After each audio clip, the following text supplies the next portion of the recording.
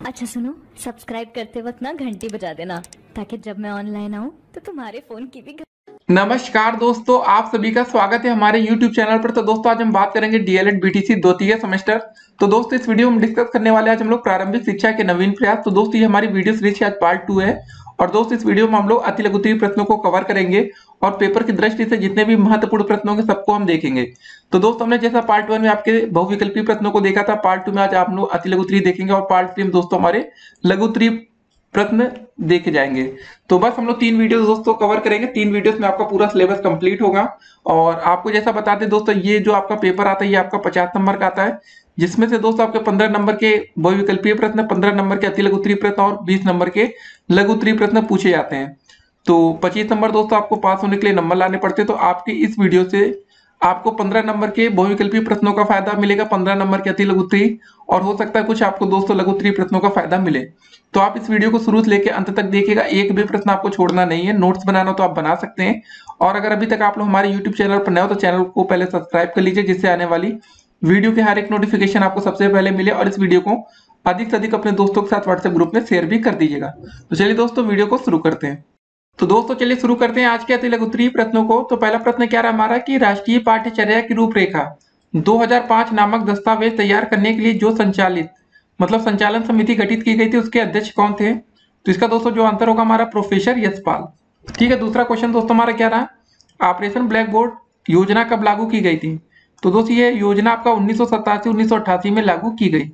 अगला क्वेश्चन क्या है, ऑपरेशन ब्लैक बोर्ड योजना का उद्देश्य क्या था?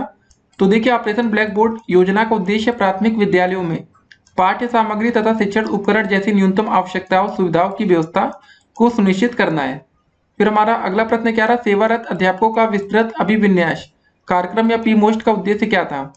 तो राष्ट्रीय शिक्षा नीति 1986 की मूल संस्तुतियों में से अवगत कराना इस कार्यक्रम का उद्देश्य था।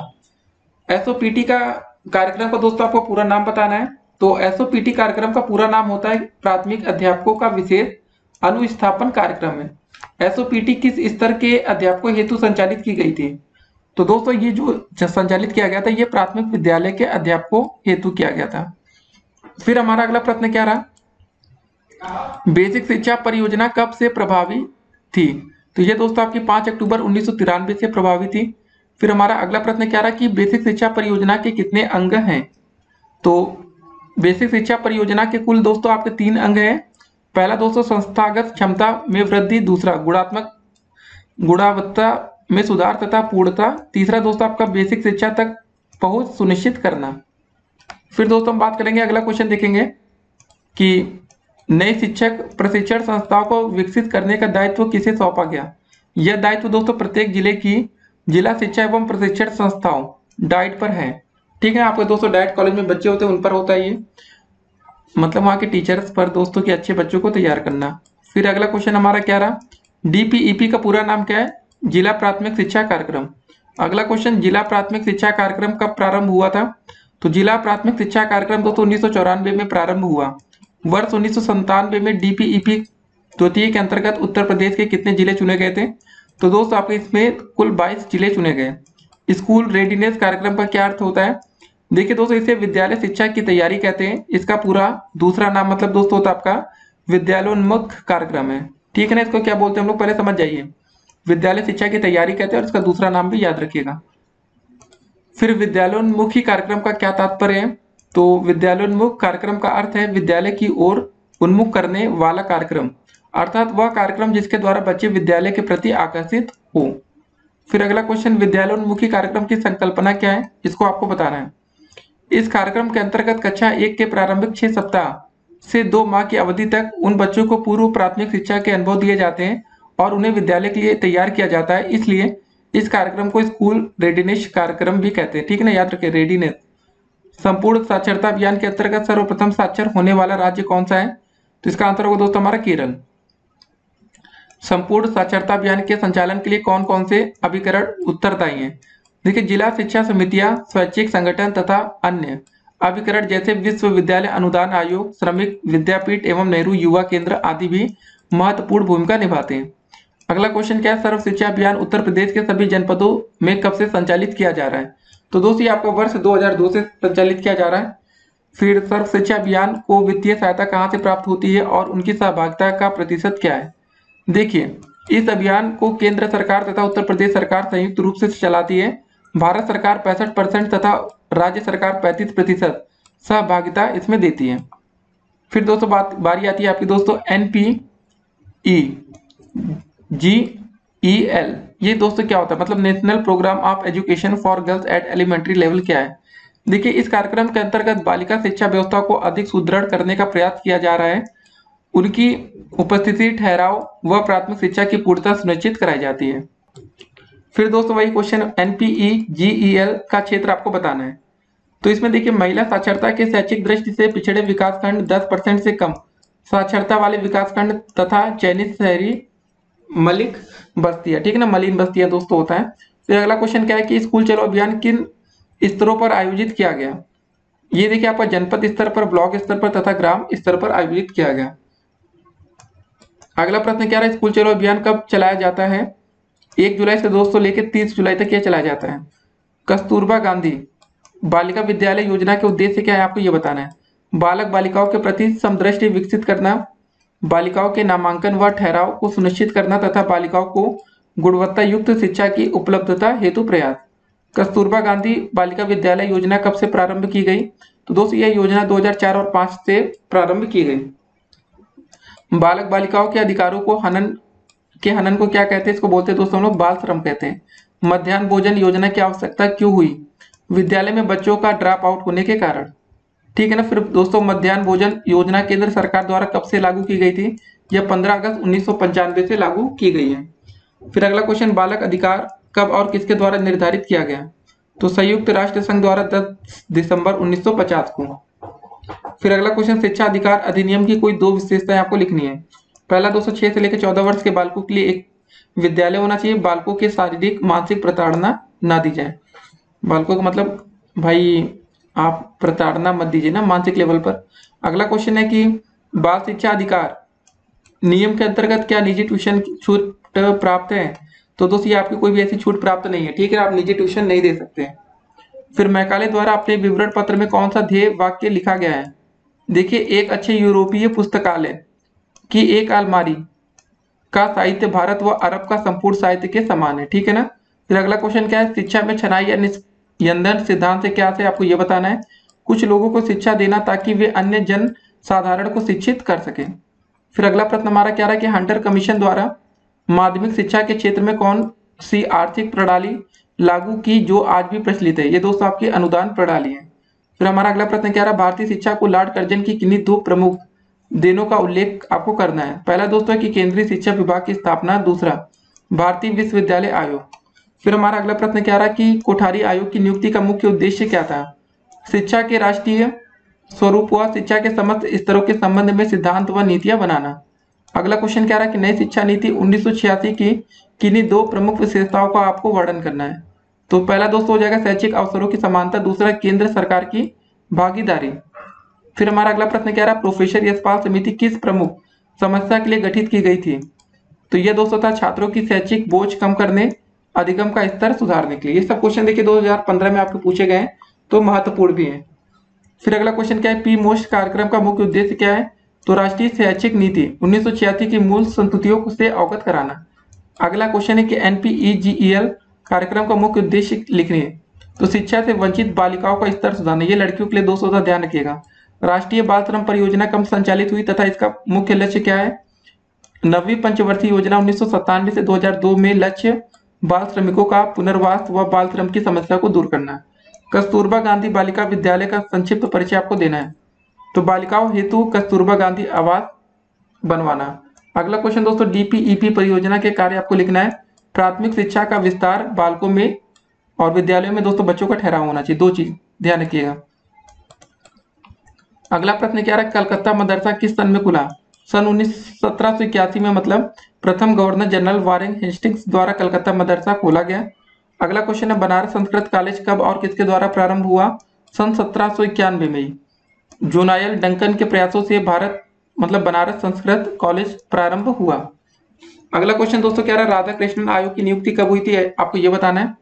तो राधा कृष्णन आयोग की नियुक्ति 4 नवंबर 1948 को की गई। अगला क्वेश्चन, भारतीय शिक्षा आयोग 1882 को अन्य किस नाम से जाना जाता है?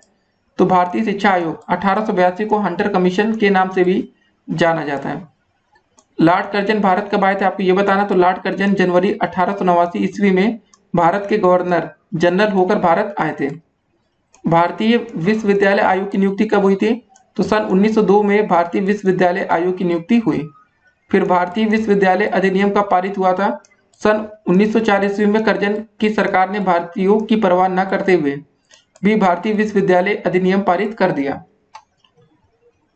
अगला क्वेश्चन क्या रहा कि भारतीय विश्वविद्यालय अधिनियम के अनुसार विश्वविद्यालय का कार्य क्षेत्र कैसा हो गया है? विश्वविद्यालयों का कार्य क्षेत्र अधिक व्यापक कर दिया गया क्योंकि वे अब परीक्षा लेने के साथ शिक्षण कार्य भी कर सकते थे।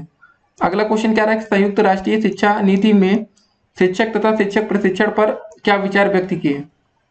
शिक्षक ही समाज के सामाजिक एवं सांस्कृतिक स्वरूप को प्रदर्शित करता है, अतः उसकी नियुक्ति वेतन, सेवा शर्तों, उन्नति की सुविधाओं आदि से संबंधित नीतियां निर्धारित की गई हैं।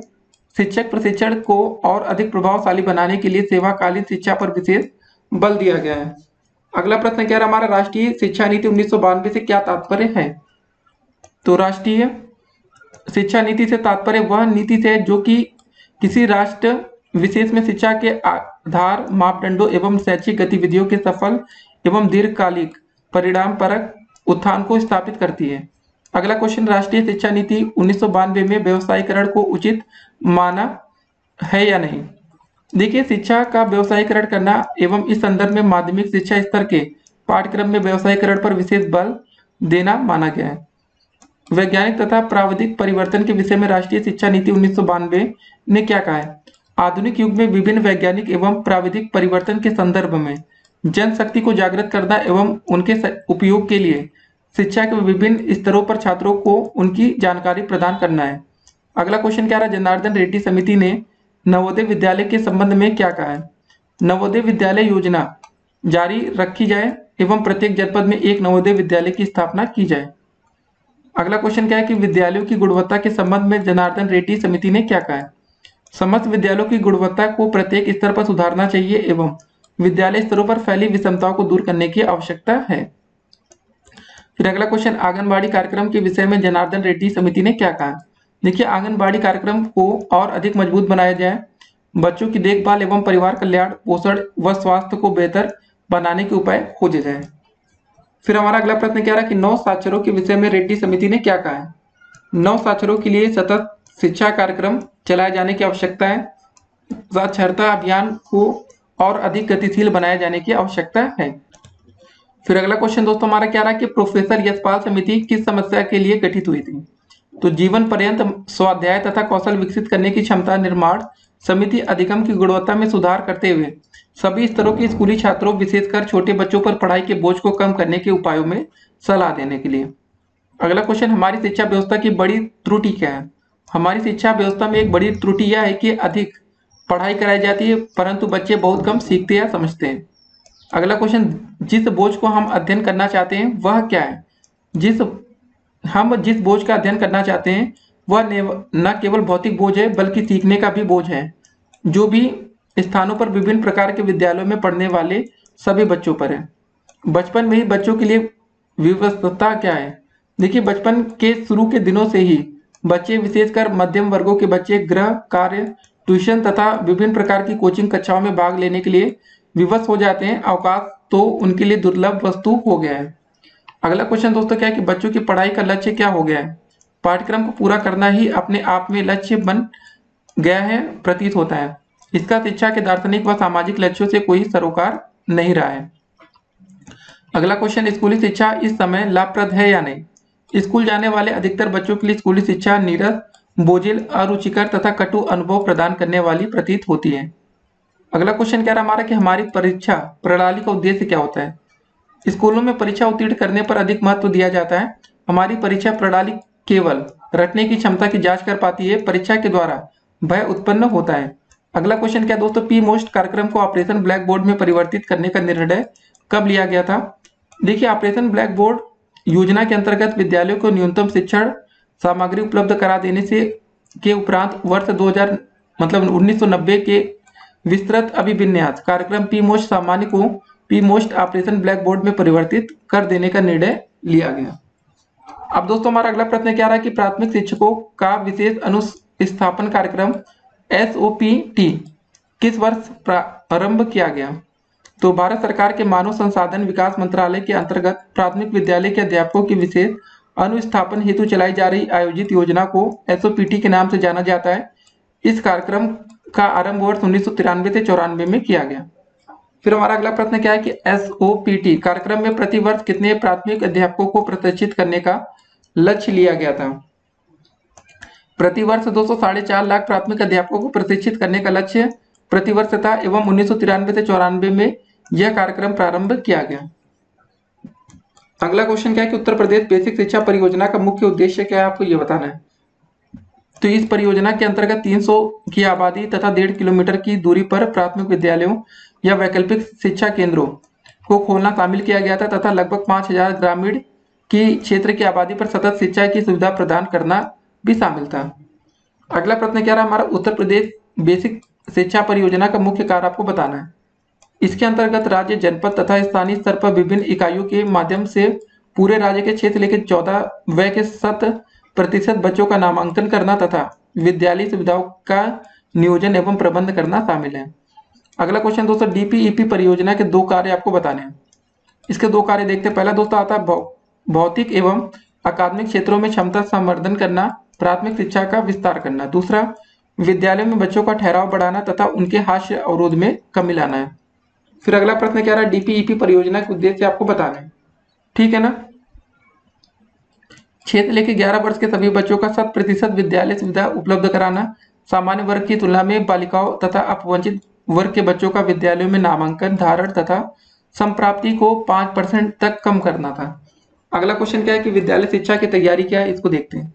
अंतर्राष्ट्रीय बाल वर्ष के परिप्रेक्ष्य में राष्ट्रीय शैक्षिक अनुसंधान और प्रशिक्षण परिषद नई दिल्ली द्वारा विद्यालय शिक्षा की तैयारी कार्यक्रम का विकास किया गया है। इस कार्यक्रम का मुख्य उद्देश्य 6 वर्ष की आयु में बच्चों को स्कूली शिक्षा के लिए तैयार करना है। इसके लिए प्राथमिक विद्यालयों में प्रथम 6 सप्ताह से लेकर 8 सप्ताह तक का समय निर्धारित किया गया है।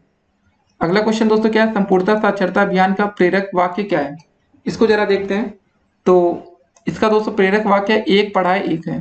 श्री रामपुर त्रिमूर्ति, ठीक है ना। त्रिमूर्ति से क्या तात्पर्य है, तो श्री रामपुर नामक स्थान से 3 missionary William Carey, William Ward तथा Joshua Marshman Serampore त्रिमूर्ति के नाम से प्रसिद्ध थे। ठीक है। फिर अगला क्वेश्चन क्या है, ऑपरेशन ब्लैक बोर्ड योजना के क्रियान्वयन का मूल्यांकन कब किया गया? तो दोस्तों इसका देखिए वर्ष 1992 में इसका मूल्यांकन करके संशोधन किए गए।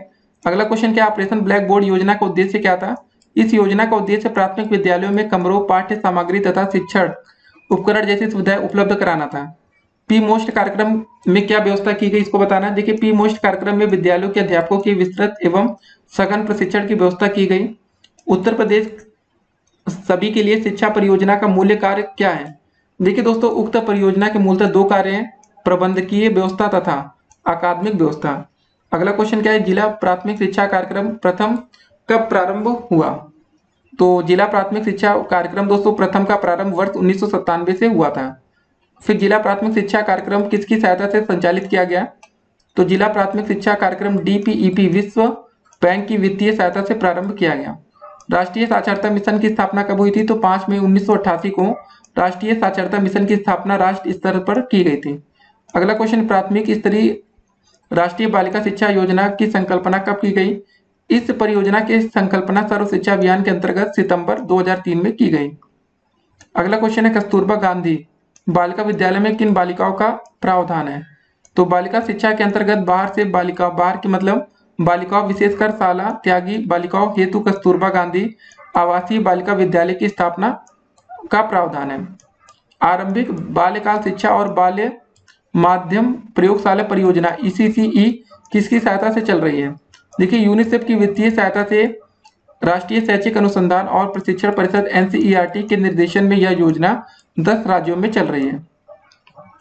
ECCE योजना किन राज्यों में चल रही है? तो बिहार, गोवा, कर्नाटक, मध्य प्रदेश, महाराष्ट्र, नागालैंड, उड़ीसा, राजस्थान, तमिलनाडु और उत्तर प्रदेश कुल 10 राज्यों में चल रही है। बालक का बेहद संवेदनशील व संभावना से परिपूर्ण समय कौन सा होता है?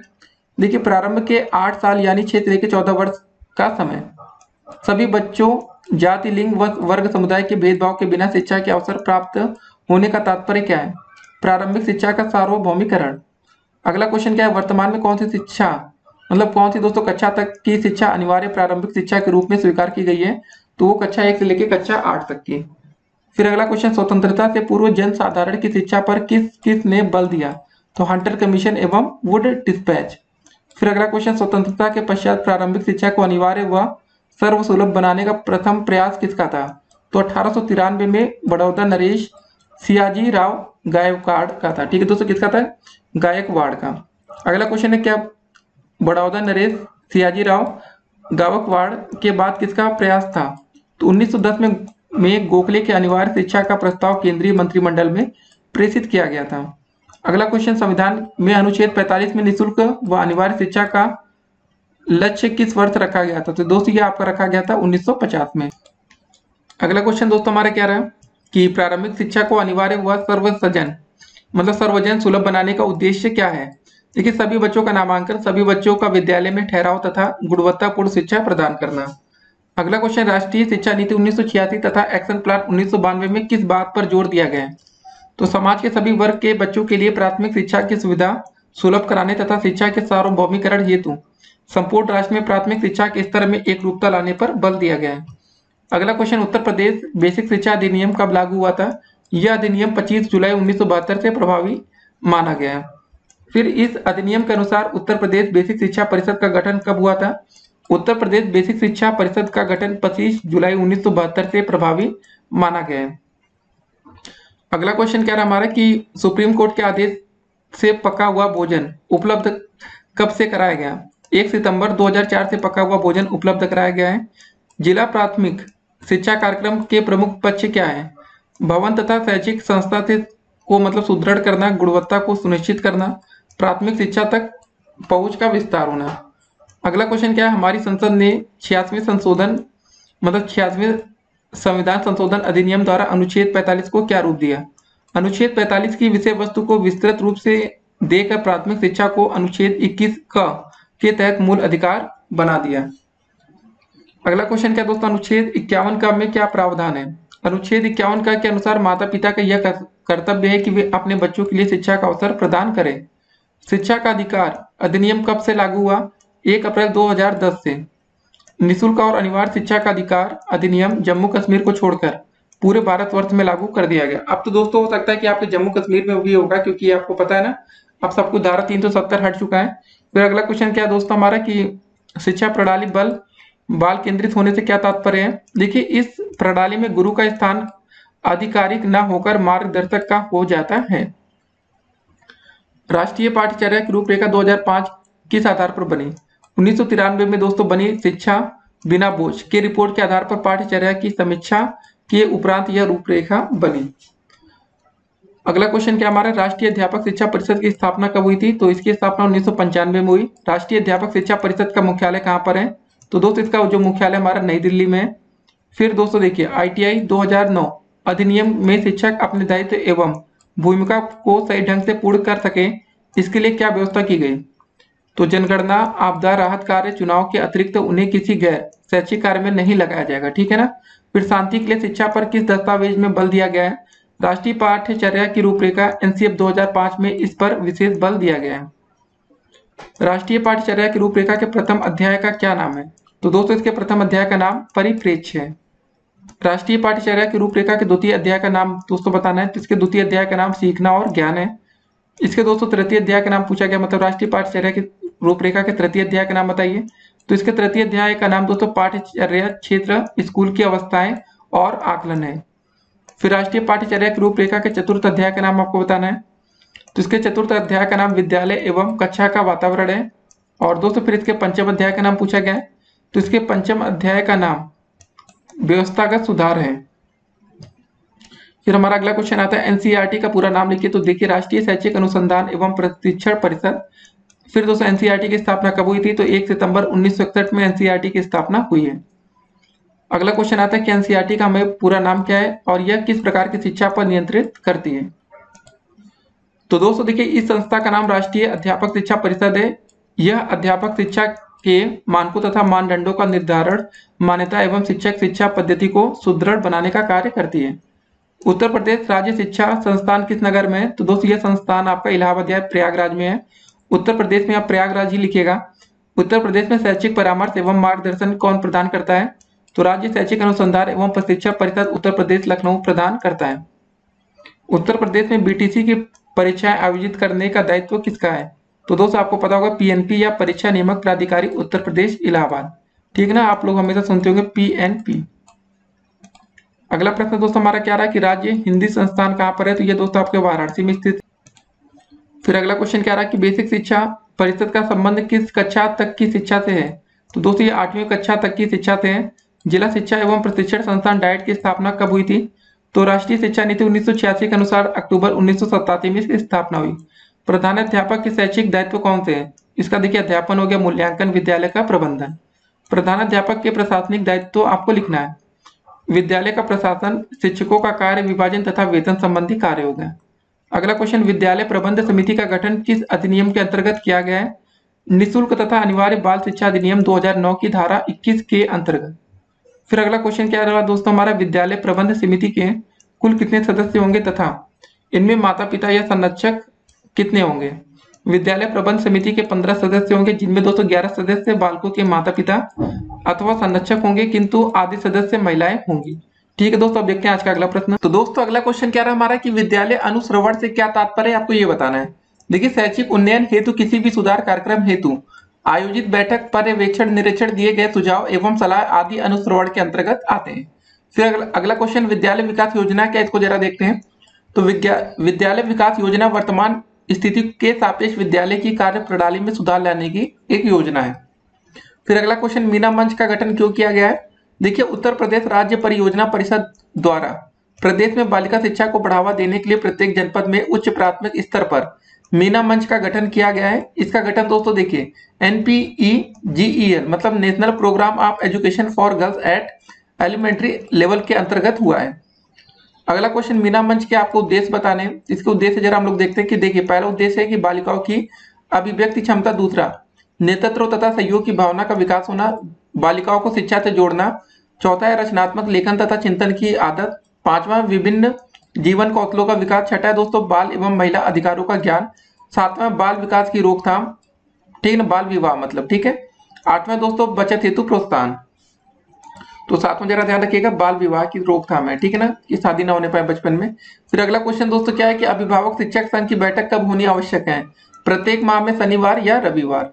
फिर अगला क्वेश्चन, जेंडर संवेदीकरण से क्या है? देखिए हम अपनी रूढ़िवादी सोच को नहीं बदल पाए, परिवार में बालकों को अधिक महत्व दिया जाता है, बालिकाओं की अपेक्षा बालक की पढ़ाई, खान पान पर विशेष ध्यान दिया जाता है, यही दोस्तों आपका जेंडर संवेदीकरण है। फिर अगला क्वेश्चन हमारा क्या रहा, लिंग भेद के मुख्य कारण आपको बताने हैं।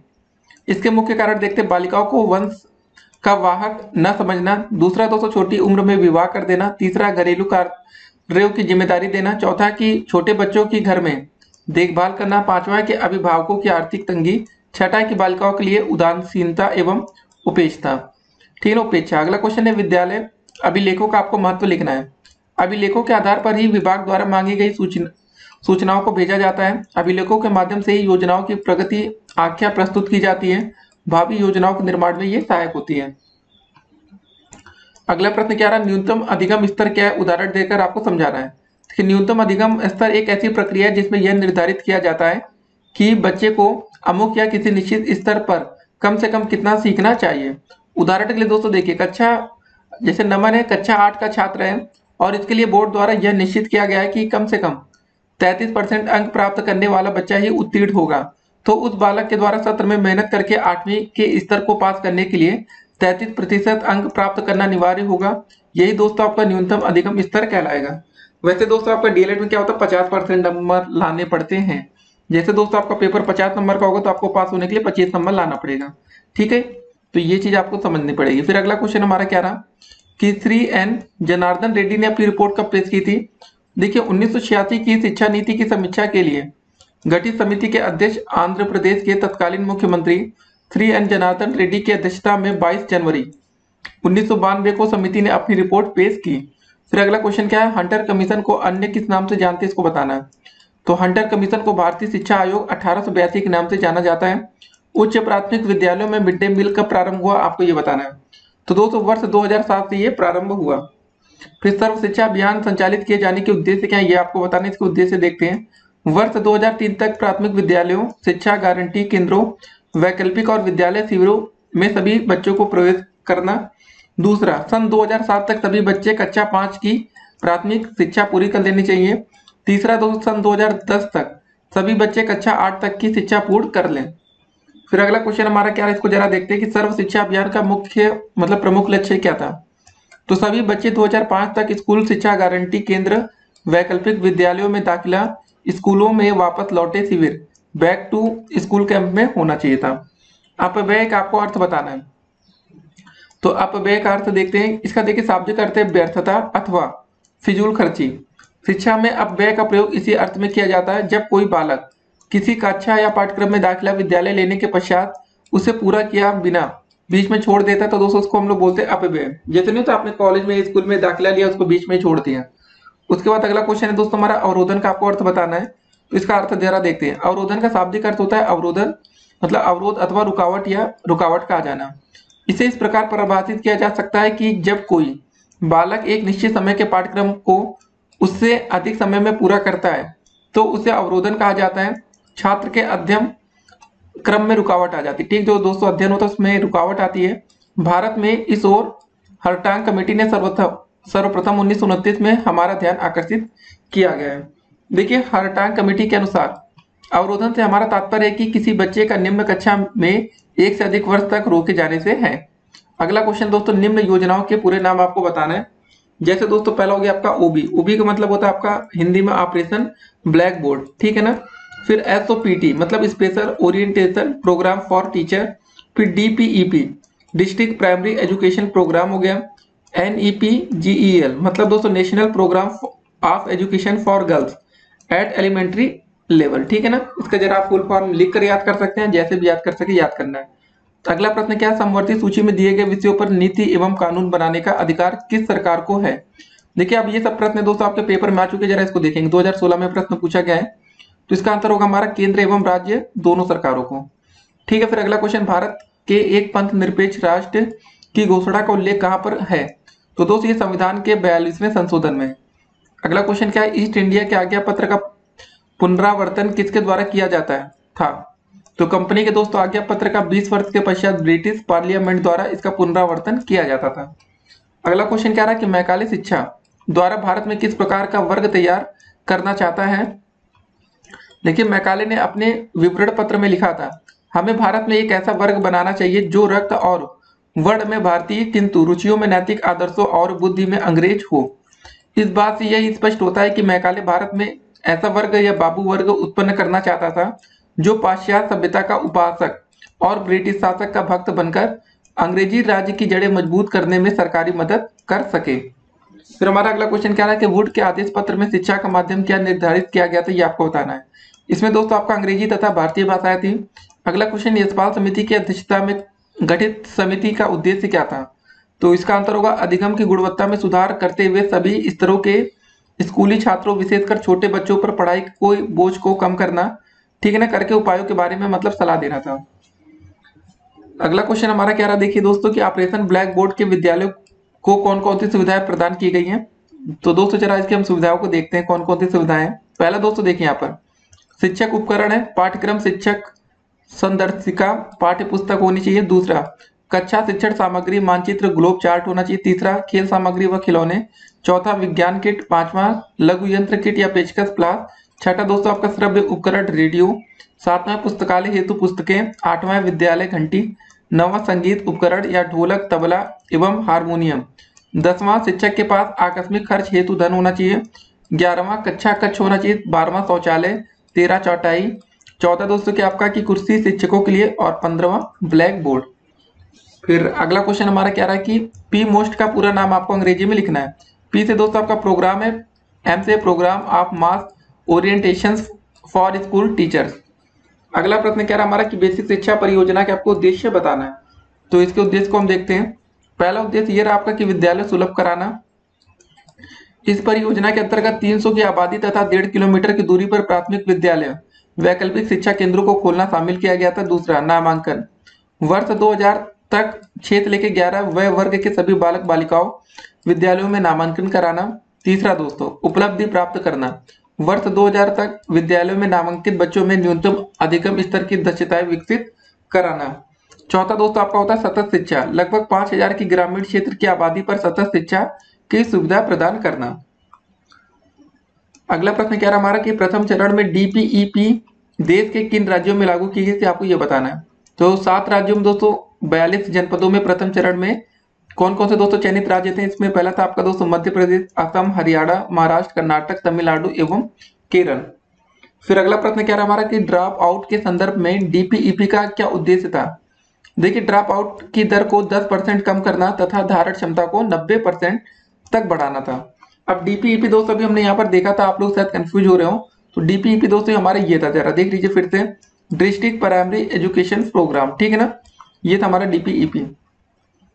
फिर हमारा अगला प्रश्न क्या रहा कि ईसीसीई शब्द संक्षेप का अंग्रेजी में आपको पूरा नाम लिखना है। तो क्या हो जाएगा, early childhood care and education. फिर अगला क्वेश्चन क्या रहा, प्रथम चरण में मध्याह्न भोजन योजना प्रदेश के कितने जनपदों एवं कितने विकास खंडों में लागू की गई। तो दोस्तों ये आपके 38 जिलों एवं 248 विकास खंडों में संचालित की गई थी। फिर आपका अगला क्वेश्चन एनसीईआरटी के प्रमुख कार्य आपको बताने हैं। पहला दोस्तों देखिए अनुसंधान एवं नवाचार है, दूसरा आदर्श पाठ्यक्रम, तीसरा राष्ट्रीय शिक्षा संस्थान, चौथा है अध्यापक शिक्षा, विशेष शिक्षा और विस्तार सेवा। अगला प्रश्न क्या रहा, इंदिरा गांधी राष्ट्रीय मुक्त विश्वविद्यालय की स्थापना कब हुई थी। तो इसका सही आंसर होगा 20 सितंबर 1985 में।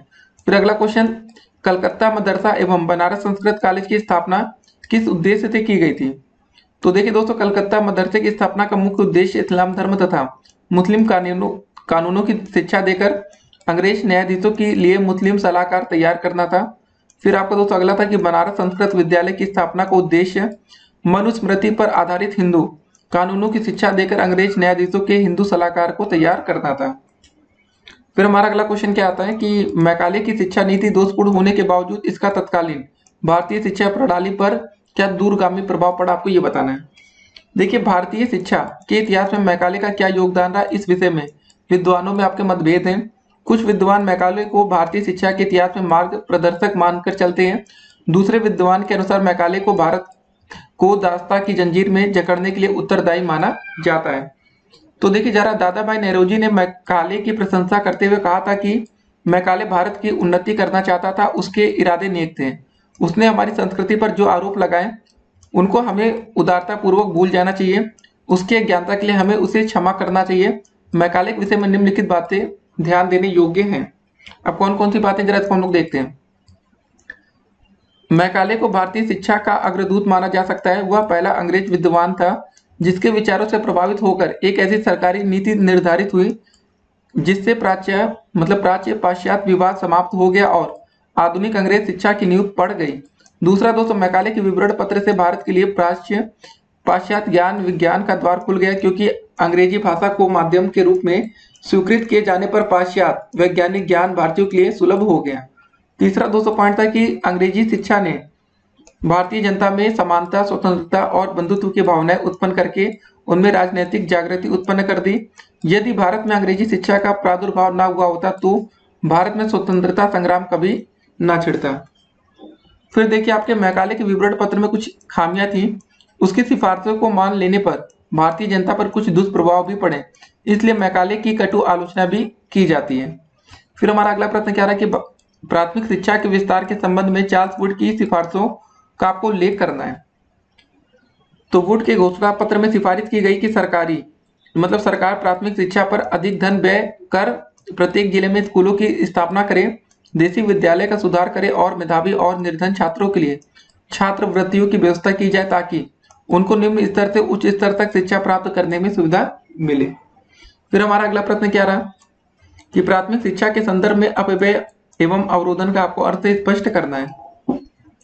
अपव्यय से हमारा तात्पर्य प्राथमिक शिक्षा पूरी किए बिना ही प्राथमिक शिक्षा के किसी स्तर में विद्यालय को छोड़ देना।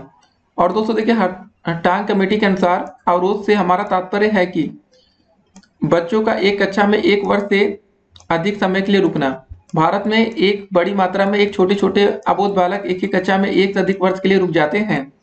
दोस्तों देखिए अपव्यय का मतलब अभी हमने यहाँ पर देखा भी था, आपको अलग से हमने क्वेश्चन बताया था, जरा इसको जरा हम लोग देखते हैं।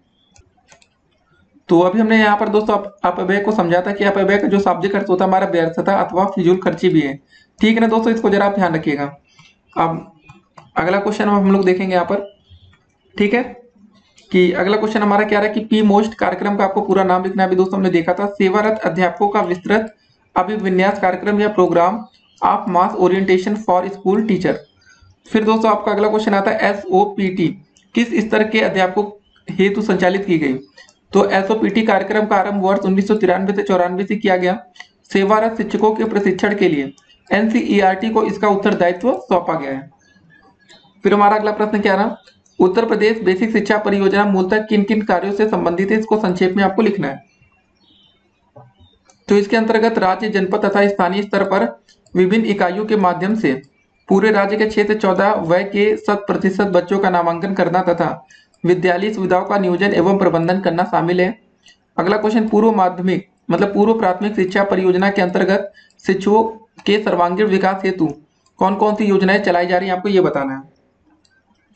तो इसका उत्तर होगा इस स्तर के शिक्षकों को पढ़ना लिखना और गिनती ही केवल ना सिखाकर उनके सर्वांगीण विकास हेतु खेल कहानी गीत तथा अन्य रोचक क्रियाओं का आयोजन किया जाता है। फिर हमारा अगला प्रश्न क्या रहा है कि सर्व शिक्षा अभियान के सफल क्रियान्वयन हेतु सरकार द्वारा कौन कौन सी योजनाएं चलाई जा रही हैं। तो दोस्तों इसका उत्तर क्या हो जाएगा, सर्व शिक्षा अभियान संचालित किए जाने के अग्रवत उद्देश्य हैं। तो कुछ उद्देश्यों को दोस्तों हम देखते हैं कि सन 2003 तक प्राथमिक विद्यालयों शिक्षा गारंटी केंद्रों वैकल्पिक और विद्यालय शिविरों में सभी बच्चों को प्रवेश कराना था। सन 2007 तक सभी बच्चे कक्षा 5 तक की प्राथमिक शिक्षा पूरी कर लेनी चाहिए। सन 2010 तक सभी बच्चे कक्षा 8 तक की शिक्षा पूर्ण कर लें। चौथा दोस्तों जीवन के लिए शिक्षा पर बल देते हुए संतोषप्रद गुणात्मक शिक्षा, ठीक ना, प्रारंभिक शिक्षा पर मतलब ध्यान केंद्रित करना था। पांचवा 2010 तक विद्यालयों में शिक्षार्थियों की सार्वभौमिक नियमित उपस्थिति सुनिश्चित करना। फिर हमारा अगला क्वेश्चन क्या है, जरा इसको देखते हैं कि कस्तूरबा गांधी आवासीय बालिका विद्यालयों की मॉनिटरिंग का क्या प्रावधान है, आपको दोस्तों ये बताना है। ठीक है ना, तो विद्यालय की नियमित मॉनिटरिंग जनपद स्तर पर डाइट प्राचार्य की अध्यक्षता में गठित जिला शिक्षा समिति द्वारा की जाती है। फिर हमारा अगला प्रश्न क्या रहा, देखिए हर एक प्रश्न आपके देखिए पेपर में पूछा गया। देखिए 2016 दोबारा पेपर हुआ था तो ये क्वेश्चन आए थे। फिर भारत में निःशुल्क तथा अनिवार्य शिक्षा की उन्नति के मार्ग में मुख्य कठिनाई क्या है, इसको आपको बताना है। देखिए निःशुल्क तथा अनिवार्य शिक्षा में निम्नलिखित कठिनाइयां हैं। पहला दोस्तों देखते हैं शासन की कमजोरी नीति, दूसरा राजनीतिक कठिनाइयां, तीसरा प्राइमरी स्कूलों के प्रबंध तंत्र में एक रूपीय नीति का अभाव, चौथा है दोस्तों ग्रामीण व शहरी क्षेत्रों में विकास की विभिन्नता, पांचवा शिक्षकों का अभाव, छठा अपव्यय व अवरोधन, सातवां आंकड़ों की भिन्नता, आठवां भौगोलिक कठिनाइयां शिक्षण का निम्न स्तर और दसवां दोस्तों दोषपूर्ण कार्यक्रम है। ठीक है ना, पाठ्यक्रम। अगला क्वेश्चन क्या रहा हमारा कि जिला प्राथमिक शिक्षा कार्यक्रम की रणनीतियों के विषय में आपको संक्षेप में लिखना है। तो इस कार्यक्रम की रणनीतियां निम्नलिखित है। देखिए पहला दोस्तों बालिका शिक्षा को विशेष महत्व, विद्यालय की प्रभावकारिता बढ़ाने पर बल, तीसरा वैकल्पिक शिक्षा का सुदृढ़ीकरण, चौथा दोस्तों सामुदायिक सहयोग तथा समानता पर बल, पांचवा अध्यापक दक्षता में वृद्धि।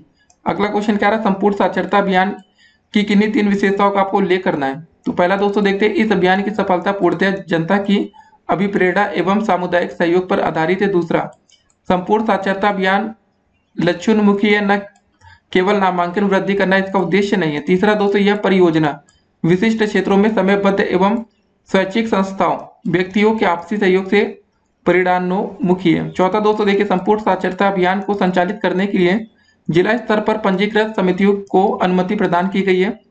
पांचवा दोस्तों देखिए इस कार्यक्रम में बाह्य लक्ष्यों को सम्मिलित नहीं किया जाता है, अपितु लक्ष्यों को सम्मिलित किया जाता है कि लक्ष्यों की पूर्ति स्थानीय स्तर पर सर्वे कराकर संपन्न की जाती है।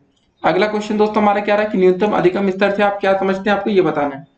तो इसको जरा देखते हैं हम लोग। न्यूनतम अधिकतम स्तर 3 शब्दों के योग से बना है जिसका अर्थ होता है पहला न्यूनतम फिर अधिकतम फिर स्तर को जरा देखते हैं। न्यूनतम शब्द का अभिप्राय कौशलता के उस अंश से जो किसी निश्चित कक्षा के विद्यार्थियों द्वारा निश्चित समय में अर्जित किया जाता है। अधिगम मतलब अधिगम शब्द का अर्थ होता है सीखना, अर्थात बालक के व्यवहार में ऐसे परिवर्तन जिससे वह स्वयं को समाज में समायोजित कर सके। तीसरा स्तर, स्तर शब्द का अभिप्राय उस स्थिति से जिसमें निश्चित समय में उपलब्धि प्राप्त करना है। तो न्यूनतम स्तर अधिगम स्तर की परिभाषा दोस्तों कैसे बनेगी, इसको जरा देखते हैं। न्यूनतम अधिगम स्तर एक ऐसी प्रक्रिया है जिसमें यह निर्धारित किया जाता है कि बच्चे को अमुक या किसी निश्चित स्तर पर कम से कम कितना सीखना चाहिए। फिर हमारा अगला प्रश्न क्या रहा कि महिला समाख्या कार्यक्रम क्या है, इसको जरा आपको बताना है। इसको जरा हम लोग देखते हैं। राष्ट्रीय शिक्षा नीति के अनुरूप महिला समाख्या योजना ग्रामीण क्षेत्रों में खासकर सामाजिक आर्थिक रूप से पिछड़े समूह की महिलाओं की शिक्षा तथा उनके सशक्तिकरण के लिए 1989 में शुरू की गई। महिला समाख्या कार्यक्रम का उद्देश्य समानता हासिल करने के लिए महिलाओं की शिक्षा हेतु एक ऐसे माहौल का सृजन करना है जिसमें महिलाएं ज्ञान तथा सूचना प्राप्त कर अपने और अपने समाज के विकास में सकारात्मक भूमिका अदा करने के लिए सशक्त बने। इस समय यह कार्यक्रम 10 राज्यों यानी आंध्र प्रदेश, असम, बिहार, छत्तीसगढ़, झारखंड, केरल, ठीक दोस्तों, कर्नाटक, गुजरात, उत्तर प्रदेश तथा उत्तराखंड के 126 जिलों में कार्यान्वित किया जा रहा है। अगला क्वेश्चन दोस्तों हमारा, ऑपरेशन ब्लैक बोर्ड योजना को लागू किए जाने का उद्देश्य क्या है, आपको ये बताना है। राष्ट्रीय शिक्षा नीति 1986 में प्राथमिक शिक्षा को आवश्यक मानते हुए हास्य एवं अवरोध की समस्या को कम करने हेतु, ठीक है ना, इसके उद्देश्य से दोस्तों शैक्षिक वातावरण को पर्याप्त सन्मुख बनाने एवं शिक्षा में गुणात्मक सुधार लाने पर विशेष बल दिया गया है।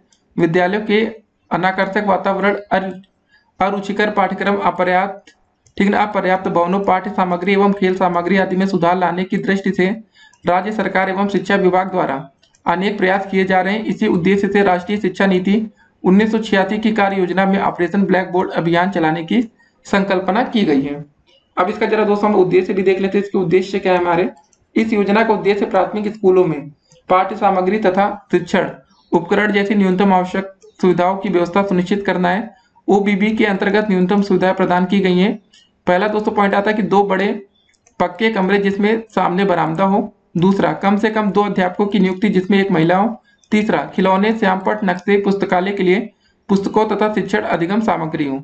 फिर अगला प्रश्न क्या रहा कि शिक्षा में अपव्यय एवं अवरोधन से आपका क्या समझते हैं, आपको ये बताना है।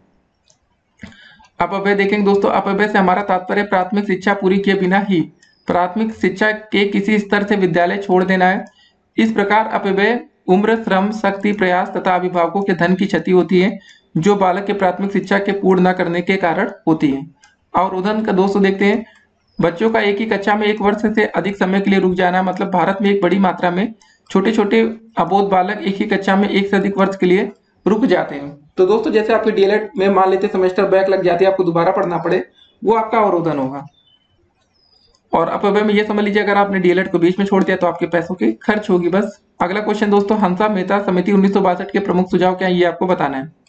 देखिए इनका सुझाव था कि लड़के लड़कियों की शिक्षा समान होनी चाहिए, अर्थात लिंग के आधार पर किसी प्रकार का भेदभाव नहीं करना चाहिए। दूसरा क्वेश्चन अगला, जिला प्राथमिक शिक्षा कार्यक्रम डीपीईपी के 2 अधिकार आपको बताने हैं। तो दोस्तों इसके मुख्य कार्य मतलब हम लोग देखते हैं 3 मुख्य कार्य। पहला दोस्तों भौतिक एवं अकादमिक क्षेत्रों में क्षमता संवर्धन करना। दूसरा प्राथमिक शिक्षा का विस्तार करना। तीसरा विद्यालयों में बच्चों का ठहराव बढ़ाना तथा उनके हास्य अवरोध लाना। इसके दोस्तों उद्देश्य को हम जरा देखते हैं। 6 से लेकर 11 वर्ष के सभी बच्चों को 100% विद्यालय सुविधा उपलब्ध कराना। दूसरा, सामान्य वर्ग की तुलना में बालिकाओं तथा अपवंचित वर्ग के बच्चों का विद्यालयों में नामांकन धारण तथा संप्राप्ति को 5% से कम करना। ठीक है, इतना आपको कम करना था। बेस लाइन सर्वे को आधार मानते हुए गणित तथा भाषा की संप्राप्ति स्तर में 25% तथा अन्य विषयों में 40% तक वृद्धि करना। फिर हमारा अगला प्रश्न क्या रहा कि आरंभ में बेसिक शिक्षा परियोजना बीईपी के अंतर्गत किन जनपदों का चयन किया गया था। ये प्रारंभ की बात है। देखिए यह योजना प्रारंभ में 10 जनपदों में चलाई गई थी दोस्तों, जिसमें आपका इलाहाबाद था जिसका नाम प्रयागराज, इटावा, बांदा, सीतापुर, सहारनपुर, पौड़ी, वाराणसी, गोरखपुर, नैनीताल तथा अलीगढ़। अगला क्वेश्चन क्या रहा हमारा कि अभिनव बालिका शिक्षा परियोजना के आपको 2 उद्देश्य यहाँ पर आपको बताने हैं। तो पहला उद्देश्य दोस्तों नामांकन में वृद्धि करना। दूसरा बालिकाओं को आर्थिक सबलता प्रदान करना। फिर अगला क्वेश्चन, राज्य शैक्षिक अनुसंधान एवं प्रशिक्षण परिषद के किन्हीं 2 कार्यों को आपको बताना है। ठीक है ना।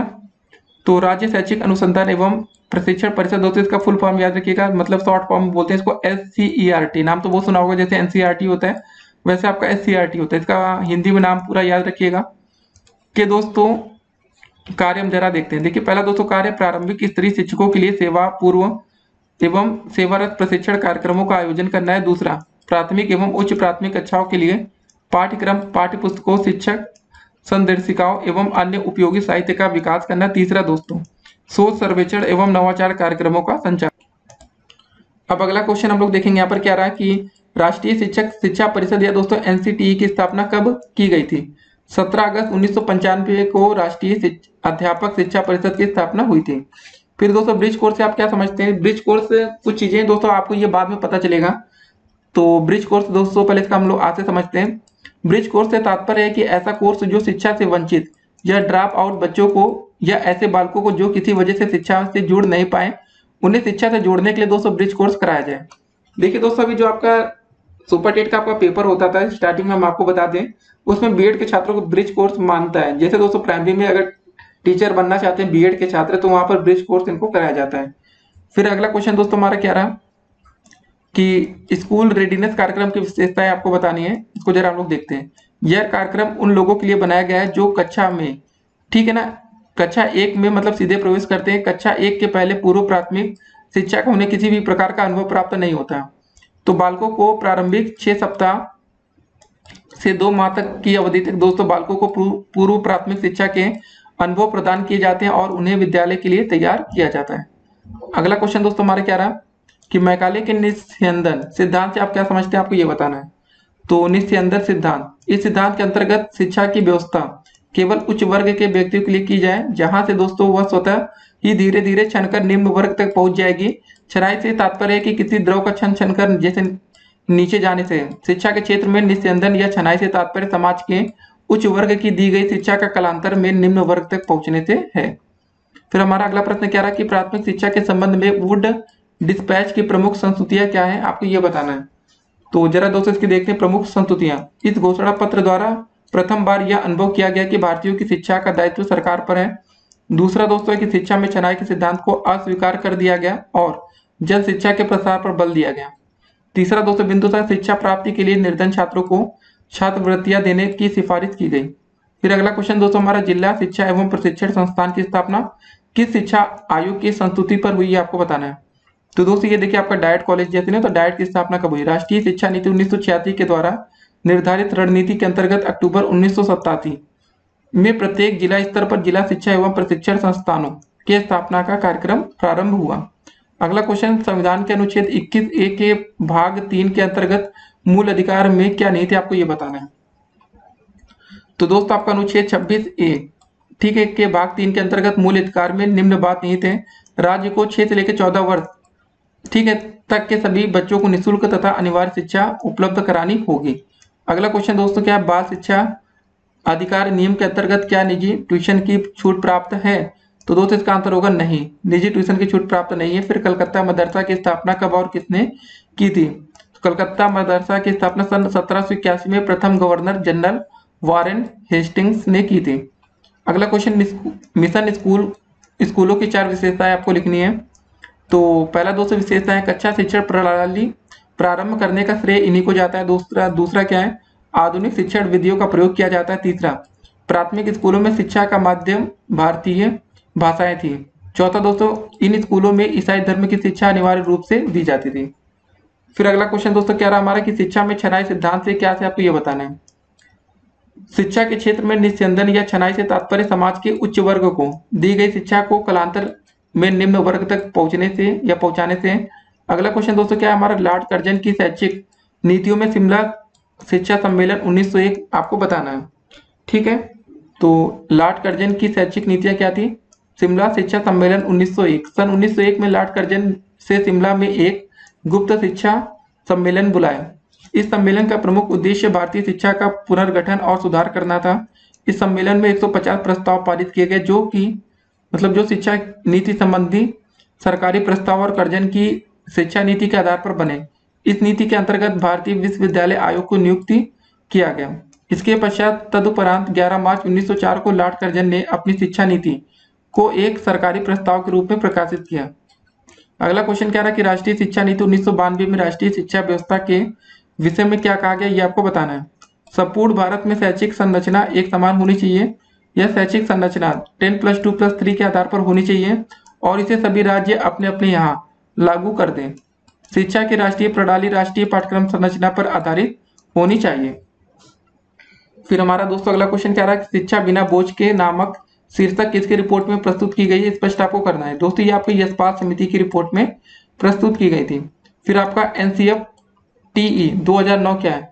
शिक्षक शिक्षा हेतु राष्ट्रीय पाठ्यचर्या की रूपरेखा 2009 एनसीएफ टीई 2009 शिक्षा, ठीक है ना, जो आपके शिक्षक शिक्षा हेतु एक नवीन दस्तावेज है। इसका प्रमुख उद्देश्य योग्य पेशेवर और मानवीय स्कूलों से युक्त शिक्षकों को तैयार करना है। फिर दोस्तों हमारा अगला प्रश्न क्या रहा है कि ऑपरेशन ब्लैक बोर्ड योजना के अंतर्गत प्रत्येक विद्यालयों को दी जाने वाली किन्हीं 4 वस्तुओं के आपको नाम लिखना है।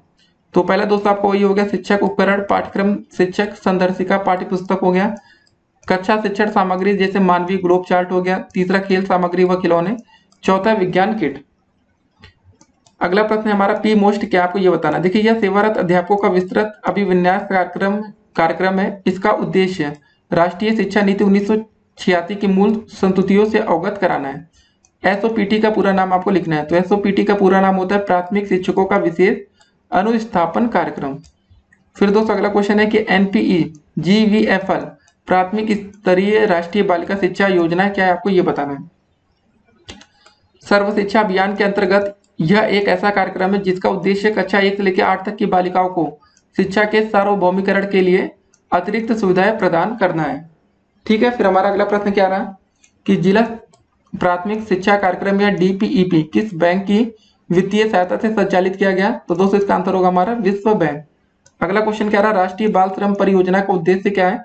इस परियोजना का मुख्य उद्देश्य बाल श्रमिकों का पुनर्वास तथा बाल श्रम समस्या का पूर्ण रूप से उन्मूलन करना है। तो दोस्तों यही वीडियो हमारी यहीं पर समाप्त होती है। तो इस वीडियो सीरीज के आप पार्ट 1 जरूर देखिएगा जिसमें हमने आपको बहुविकल्पीय प्रश्नों को बताया, और पार्ट 3 में दोस्तों आपको लघु त्रि प्रश्न मिलेंगे। ठीक है, अगर अभी तक आप लोग हमारे YouTube चैनल पर नए तो पहले चैनल को सब्सक्राइब कर लीजिए, जिससे आने वाली वीडियो की हर एक नोटिफिकेशन आपको सबसे पहले मिलेगी, और इस वीडियो को अधिक से अधिक अपने दोस्तों के साथ व्हाट्सएप ग्रुप में आपको शेयर भी कर देना है। ठीक है ना, तो दोस्तों जल्दी से आप जाइए पार्ट 1 देख लीजिए बहुविकल्पीय प्रश्न, पार्ट 3 में लघु त्रि देख लीजिएगा, फिर आप पेपर के लिए तैयार होंगे। और उसके बाद दोस्तों आपको एक मॉडल पेपर दिया जाएगा, मॉडल पेपर को देखने के बाद फिर आप पेपर के लिए पूरी तरीके से तैयार है। फिर मिलते हैं अगली वीडियो में, तब तक के लिए स्टे कनेक्टेड।